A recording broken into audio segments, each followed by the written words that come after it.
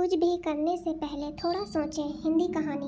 एक युवक ने शादी के कुछ साल बाद पिता से कहा कि वह शहर जाकर व्यापार करना चाहता है। पिता ने नहीं बल्कि मां ने मंजूरी दे दी। युवक अपने माँ बाप और गर्भवती पत्नी को छोड़कर व्यापार करने गांव से शहर चला गया।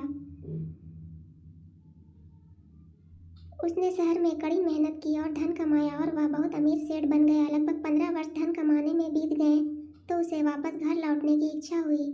पत्नी को पत्र लिखकर उसने आने की सूचना दी और जहाज में बैठ गया।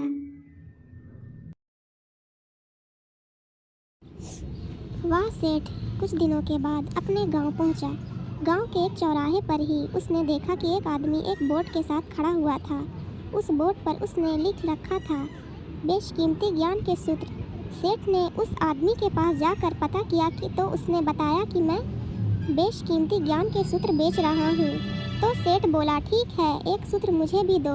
वो आदमी बोला, मेरे हर ज्ञान सूत्र की कीमत 100 संवत्सर मुद्राएं हैं।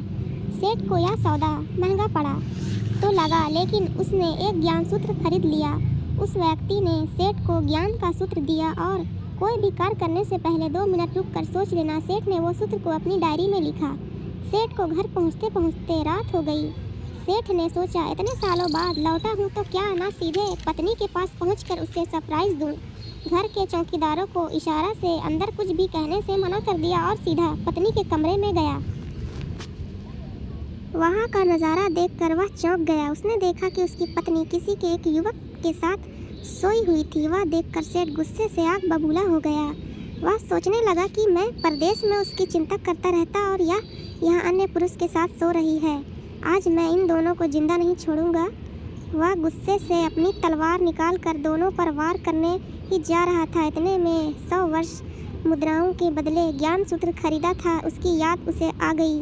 कुछ भी कार्य करने से पहले 2 मिनट सोचने वाला वो 2 मिनट सोचने के लिए रुका। उसे तलवार वापस पीछे हटाई, लेकिन वो किसी बर्तन से टकरा गई।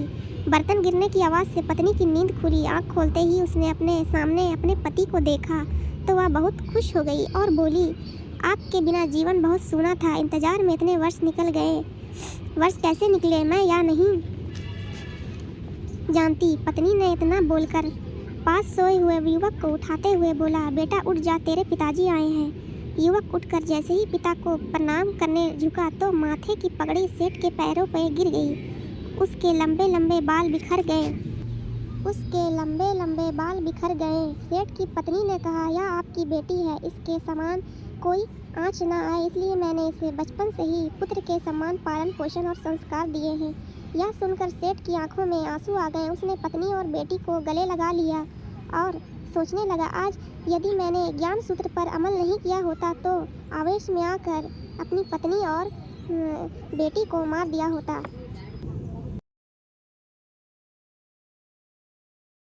दोस्तों, इस कहानी से यही शिक्षा मिलती है कि जल्दबाजी में आकर कोई निर्णय नहीं लेना चाहिए।